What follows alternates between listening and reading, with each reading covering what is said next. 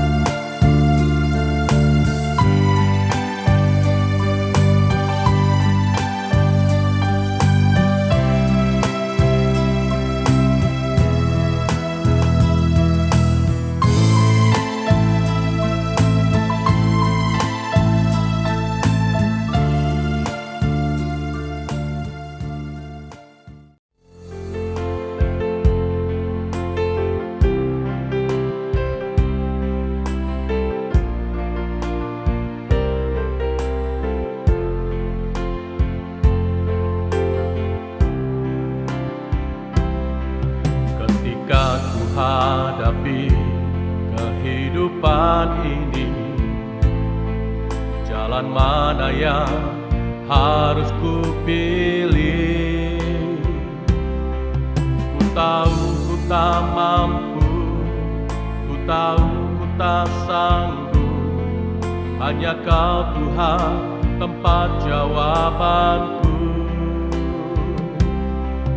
Aku pun tahu ku tak pernah sendiri, sebab Engkau Allah yang menggendongku.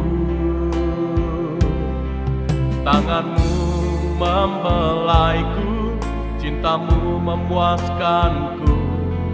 Kau mengangkatku ke tempat yang tinggi. Janji-Mu seperti fajar pagi hari,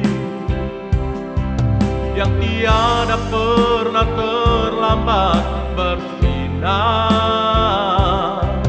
Cinta-Mu seperti sungai yang mengalir,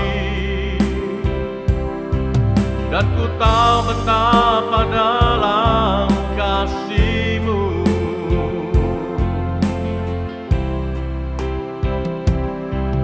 Aku pun tahu ku tak pernah sendiri, sebab Engkau Allah yang menggendongku. Tangan-Mu membelaiku, cinta-Mu memuaskanku. Kau mengangkatku ke tempat yang tinggi. Janji-Mu seperti fajar pagi hari,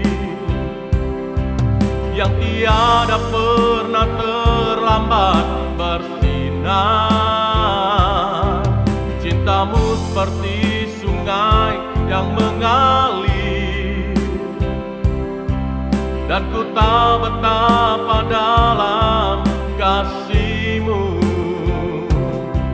Janji-Mu seperti fajar pagi hari,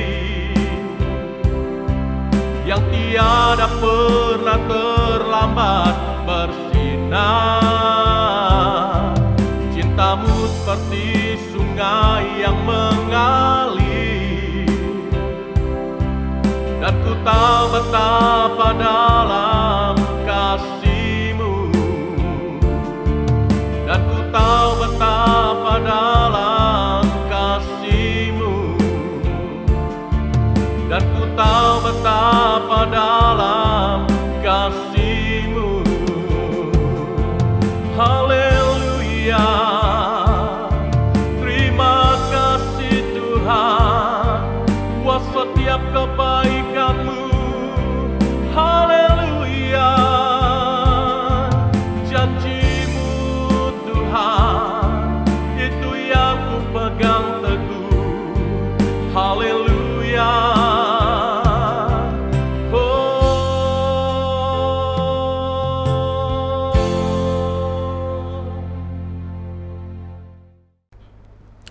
Shalom saudaraku, hari ini saya akan menyampaikan kebenaran firman Tuhan dan hari ini saya sampaikan ada 5 kata saling. Saya percaya lewat kebenaran firman Tuhan yang saya sampaikan hari ini boleh membangun saudara bagaimana kita boleh menerapkan dalam kehidupan kita 5 kata saling. Yang pertama adalah saling menghibur. Bapak ibu saudara kekasih Tuhan, nah hari-hari ini kita membutuhkan yang namanya saling menghibur. Istri menghibur suami, suami menghibur istri, bahkan anak-anak menghibur orang tua menghibur anak, dan sebagainya, dan seterusnya, dan seterusnya. Jadi ternyata kata saling ini, yaitu saling menghibur, itu sangat dibutuhkan hari-hari ini. Karena banyak orang di masa-masa pandemi ini, banyak orang yang stres. Bawaannya gampang marah, gampang kesel, gampang kecewa. Maka dibutuhkan di sini adalah saling menghibur. Apa yang Alkitab katakan di dalam 1 Tesalonika pasal yang keempat ayat yang ke-18, firman Tuhan katakan begini. Karena itu hiburkanlah seorang akan yang lain dengan perkataan-perkataan ini, yaitu perkataan-perkataan firman Tuhan. Hiburkan satu dengan yang lainnya. Jadi pada waktu kita menghibur satu dengan yang lainnya, itu membuat kita menjadi keluarga yang kuat, yang kokoh, karena di situ ada saling menghibur, saling menguatkan. Jadi yang pertama yang saya sampaikan adalah bagaimana supaya kita saling menghibur, karena suami butuh hiburan, istri butuh dihibur, bahkan anak-anak butuh dihibur. Nah, oleh karena itu apa yang dikatakan dalam kebenaran firman Tuhan ini adalah hiburkanlah satu dengan yang lainnya. Nah, makanya hari-hari ini kita butuh quality time dengan keluarga, atau mungkin juga dengan teman-teman atau yang lainnya. Kita butuh saling menghibur. Hiburkanlah satu dengan yang lain dengan perkataan-perkataan ini. Perkataan-perkataan yang dimaksud di sini adalah perkataan firman Tuhan, adalah firman Tuhan yang disampaikan, yang dibagikan, yang diseringkan kepada teman-teman kita atau keluarga kita, maka dia dibangun, dihibur. Jadi mari belajar menerapkan kata saling menghibur. Lalu yang kedua yang saya mau bagikan adalah saling menasehati. Nah, ada kalanya keluarga-keluarga sudah tidak lagi saling menasehati. Ada banyak keluarga pada waktu dinasehati sudah nggak bisa menerima yang namanya nasihat. Bawaannya terus pinginnya marah. Nah, jadi hari ini saya mau sampaikan saling yang kedua adalah saling menasehati, saling menasehati. Jadi ternyata semua orang butuh yang namanya saling dinasehati, saling menasehati. Tapi tahukah Bapak Ibu Saudara kekasih Tuhan, sering sekali hari-hari ini orang kalau dinasehati nggak terima.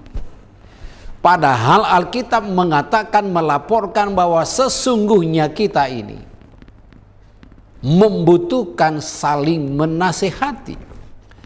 Nah, mari kita lihat di dalam Ibrani pasal yang ke-10 ayat yang ke-25, firman Tuhan katakan, janganlah kita menjauhkan diri dari pertemuan-pertemuan ibadah kita, seperti yang dibiasakan oleh beberapa orang, tetapi marilah kita saling menasehati dan semakin giat melakukannya menjelang hari Tuhan yang mendekat. Jadi saling yang kedua adalah saling menasehati. Tidak berarti bahwa orang tua tidak butuh pemasukan dari anak-anak atau dari teman atau dari siapa saja. Jadi saling menasehati. Pada waktu kita saling menasehati, maka kekurangan-kekurangan yang selama ini ada bisa dirubah menjadi lebih kecil lagi karena kita saling menasehati. Kalau kita melihat dari kebenaran firman Tuhan ini, marilah kita saling menasehati. Tetapi kita harus belajar bagaimana caranya kita saling menasehati. Bagaimana orang tua kepada anak, anak kepada orang tua. Nah, anak kepada orang tua itu bisa menasehatinya dengan cara, "Pak, Ma, saya punya masukan A, B, C, D." Jadi ketika Anda memberikan masukan kepada orang tua atau kepada atasan Anda bisa mengatakan Anda memberikan masukan.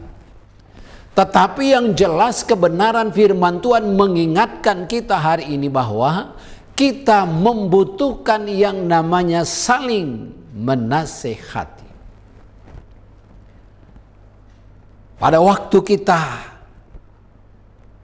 saling menasehati, maka disitulah letak kekuatan kita yang namanya saling menasehati. Dan pada waktu teman kita, pada waktu istri kita, suami kita, anak-anak kita memberikan masukan kepada kita, maka di situ kita perlu membuka hati.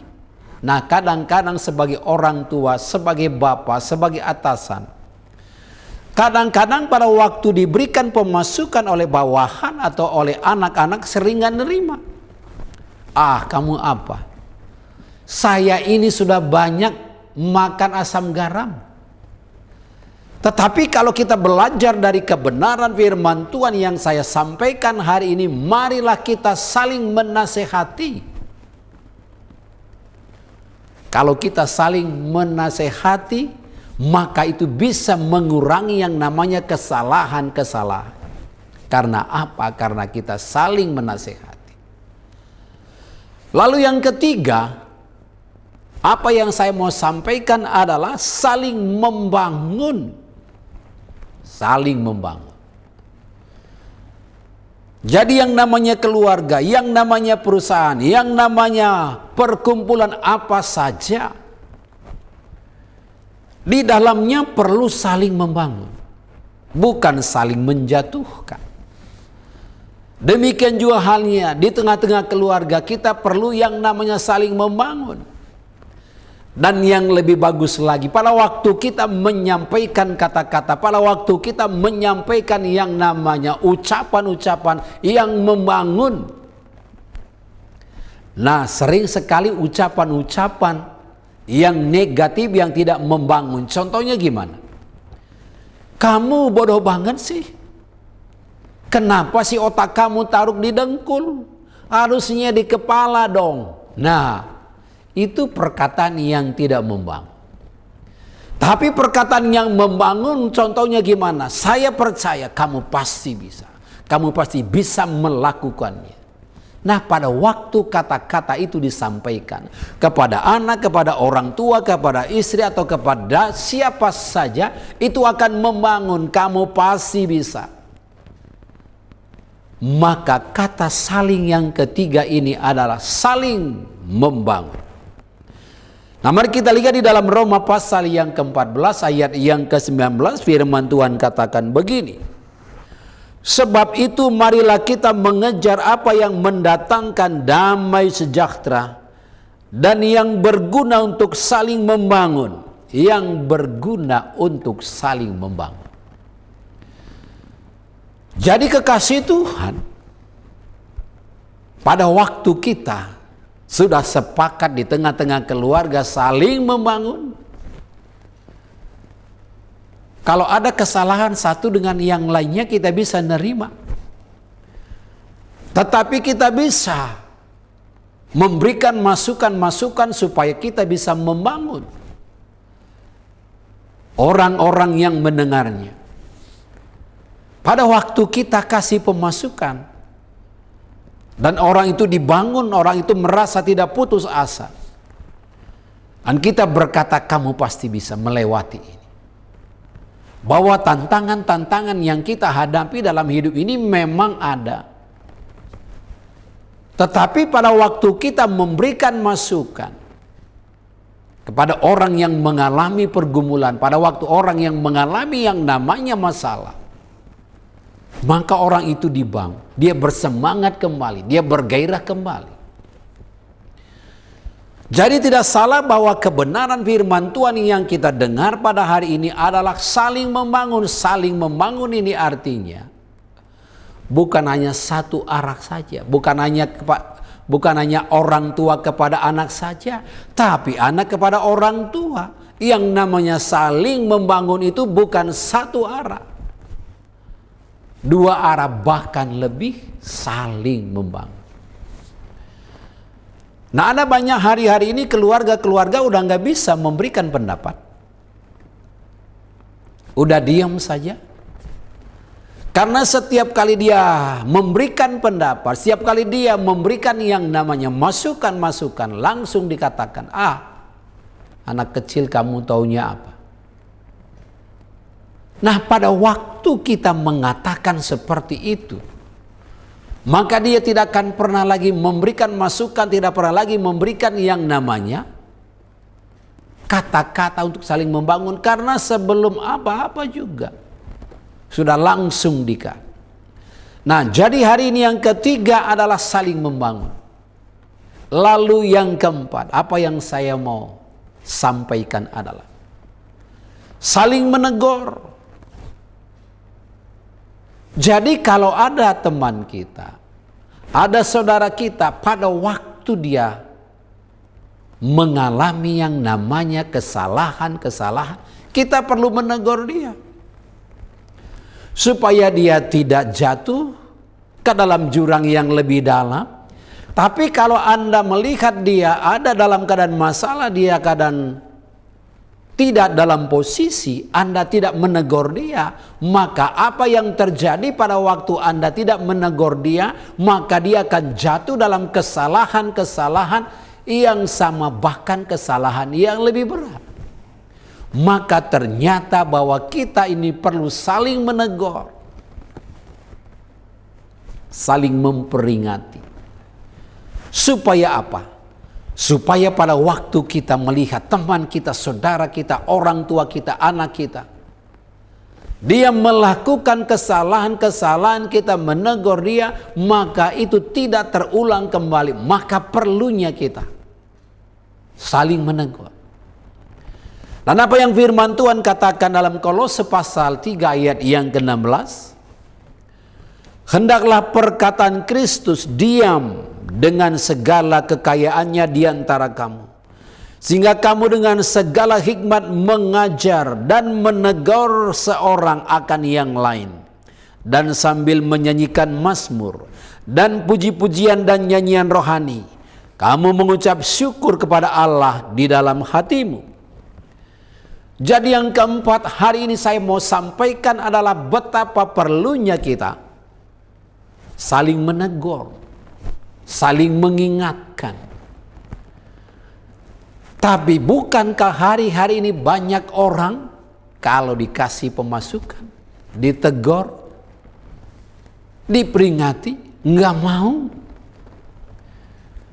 Kalau kita berkaca dari kebenaran firman Tuhan yang saya sampaikan hari ini, maka siapapun yang menegur kita, siapapun yang memberikan masukan kepada kita, kalau itu supaya kita benar-benar kuat, supaya kita dalam relnya, maka itu menurut saya, menurut kebenaran firman Tuhan adalah satu hal yang sangat-sangat baik. Karena apa? Karena itulah kebenaran firman Tuhan. Marilah kita saling menegur. Ada banyak orang nggak mau lagi ditegur. Nah, pada waktu ditegur, pada waktu diperingati, udah nggak mau nerima. Dan yang lebih parah lagi adalah pada waktu ditegur, dia langsung ngomong begini, emangnya Bapak sendiri yang tahu? Atau yang lain mengatakan, emangnya kamu sendiri yang tahu? Kamu juga banyak salah kok. Tapi pada waktu kita menerima yang namanya teguran-teguran dari teman kita, dari atasan kita, dari orang tua kita, atau dari anak kita, itu tujuannya supaya demi kebaikan kita. Nah, hari ini ketika kita ditegur, ketika Anda ditegur, mari persiapkan hati Anda supaya pada waktu Anda ditegur, Anda bisa menerimanya. Jadi pada waktu Anda menerimanya, Anda ditegur, Anda pernah nggak mengatakan begitu? Terima kasih atas pemasukannya, terima kasih atas nasihatnya. Nah, pada waktu Anda mengatakan seperti itu, maka itu Anda sedang menerima yang namanya teguran, yang namanya nasihat orang lain pada waktu orang itu ngomong kepada Anda. Tapi sering sekali parahnya adalah pada waktu orang lain negor, kasih pemasukan, malah Anda pura-pura lihat HP, lihat WA dan sebagainya. Itu berarti menandakan bahwa Anda itu tidak siap untuk ditegur. Anda tidak siap dikasih pemasukan. Anda tidak siap yang namanya dikasih teguran-teguran atau nasihat. Tetapi belajar dari kebenaran firman Tuhan ini, siapapun yang memberikan masukan, siapapun yang memberikan yang namanya pemasukan, mari kita belajar menerima. Supaya apa? Supaya kita lebih baik di kemudian hari, besok hari, lusa lebih baik dari hari ini. Lalu yang berikut, kata saling yang kelima adalah saling melayani. Saling melayani di sini, kalau seandainya misalnya kita di dalam pada waktu makan misalnya, saling melayani. Yang lain mengambil makanan, yang lain ngambil piring. Coba kita usahakan, coba kita gaya hidup seperti itu, saling melayani. Ada kalanya seorang bapak, ya udahlah, ada itu mah udah tugasnya anak-anak yang lebih muda atau. Tapi kalau kita menerapkan yang namanya kata saling melayani ini begitu indah. Nah, satu ketika anak muda malu tersipu-sipu. Pada waktu saya ambilkan piring, sendok. Mari silakan mas, makan, minum. Aduh pak, bapak dulu deh. Nggak enak, saya masih anak muda. Oh nggak apa-apa. Karena namanya saling melayani. Nah, kalau di dalam pesta biasanya itu ada yang malu-malu.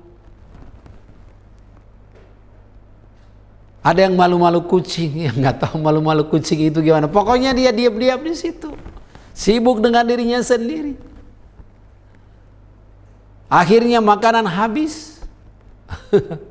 Tapi coba belajar pada waktu Anda melihat ada orang yang mungkin pemalu, dia malu-malu. Anda mulai dekati dia, ambil piring, ambil sendok. Mari mas, mari pak, silakan. Jadi itulah yang namanya saling melayani. Pada waktu kita menerapkan yang namanya saling melayani ini, kita menurunkan yang namanya gengsi kita. Kadang-kadang kalau kita punya jabatan, punya pangkat, punya pemimpin, punya kedudukan, mulai kita berkata bahwa wah, gengsi dong kita turun seperti itu. Justru Alkitab melaporkan betapa perlunya kita saling melayani. Nah, mari kita lihat firman Tuhan di dalam 1 Petrus 4 ayat 10. Layanilah seorang akan yang lain sesuai dengan karunia yang telah diperoleh tiap-tiap orang sebagai pengurus yang baik dari kasih karunia Allah. Layanilah seorang akan yang lain, saling melayani. Jadi pada waktu kita menerapkan yang namanya saling melayani ini merupakan satu hal yang sangat luar biasa menurut saya pada waktu kita menerapkan yang namanya saling melayani. Nah, bukankah sering sekali dalam pesta misalnya, ada kalanya yang membuat kita risih gitu, malu gitu. Ada kalanya tadi udah ngantri jauh dari sana, ada aja orang langsung nyelonong ke tengah. Tapi belajar dari kebenaran firman Tuhan ini adalah bagaimana supaya kita saling melayani.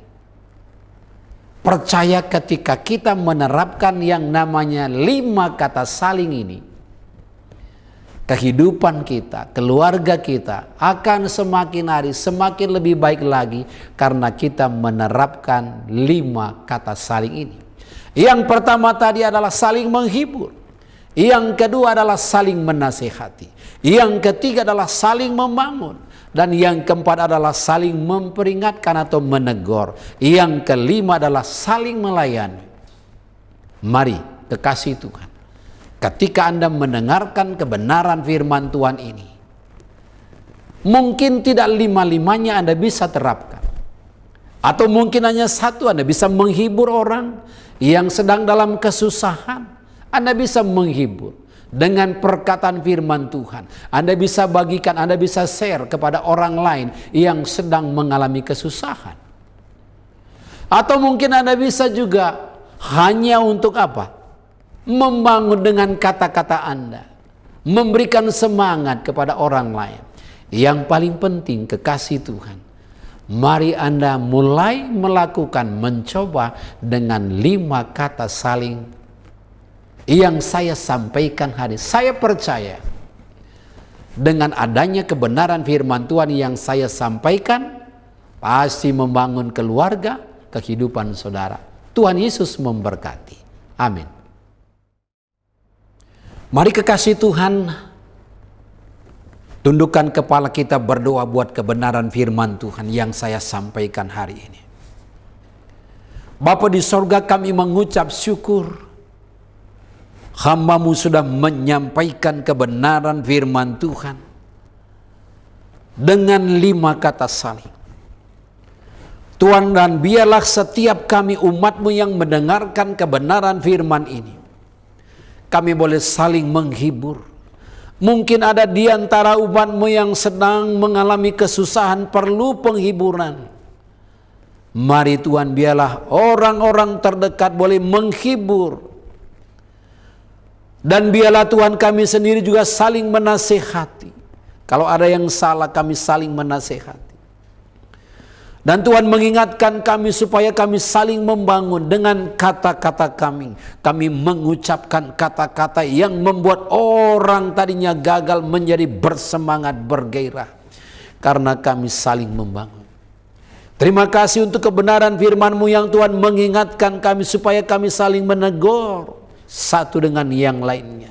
Ajari kami ya Tuhan, ketika kami menegur orang lain, orang itu juga boleh menerima dan boleh merasakan bahwa kami menegur itu demi kebaikannya. Ajari kami ya Tuhan, supaya kami juga boleh saling melayani, supaya kami tidak mempertahankan gengsi kami. Tetapi mari ya Tuhan, biarlah firman-Mu hari ini tidak kembali dengan sia-sia, tapi firman-Mu berakar, bertumbuh dan berbuah lebat. Kalau ada di antara umat-Mu yang selama ini sulit untuk ditegur, Engkau yang lembutkan hatinya, Engkau yang jamah hatinya, supaya dengan kebenaran firman Tuhan yang saya sampaikan hari ini boleh dilembutkan hatinya dan dia boleh menerima setiap teguran dari siapa saja. Yang penting boleh membangun. Terima kasih Bapa di sorga. Keluarga-keluarga yang mendengarkan firman-Mu, biarlah mereka juga Tuhan boleh menerima kebenaran firman ini dengan sepenuh hati. Terima kasih Bapa di sorga. Di dalam nama Tuhan Yesus kami berdoa. Haleluya. Amin. Amin. Kekasih Tuhan, mari terima berkat dari Bapa kita. Angkatlah kedua belah tanganmu dan aminkan setiap apa yang saya ucapkan. Aktifkan iman.